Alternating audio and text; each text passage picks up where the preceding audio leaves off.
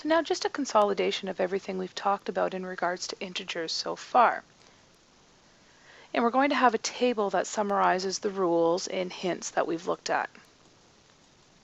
So if we look at our first rule, the sum of all opposite integers is 0. We know that one red tile and one blue tile cancels out to be 0, and whenever you have the same number of red tiles as you do blue tiles, they will all cancel out.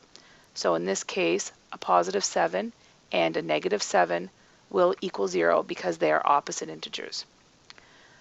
And a good rule of thumb is whenever you have any kind of double sign, so that's a sign immediately followed by another sign, it's a good idea to eliminate them. So in this example here, we have negative 15 plus and negative 7. Here's a case where I have a double sign, but a positive and a negative, different signs, makes a negative. So negative 15 plus negative 7 is the same as negative 15 take away 7, which will give us negative 22.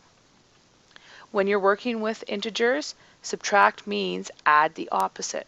So if I have 5 subtract negative 3, subtract means add, so this subtract becomes add, and the opposite of negative 3 is positive 3. So that's the same as just 5 plus 3 to give us 8. And another thing is, oh, there's a double sign. If we were to eliminate that double sign and say take away a negative as a positive, that would be another way to consider the question. Then we started to look at multiplying and dividing, and we came up with some rules for signs. Multiplying a positive with a positive makes a positive. Multiplying a positive with a negative makes a negative.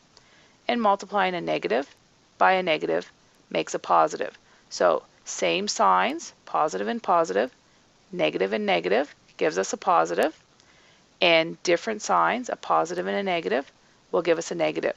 And the nice thing is once you know the rules for multiplication, you also know the rules for the division because they are the same. Dividing a positive with a positive gives a positive. Dividing a positive with a negative makes a negative.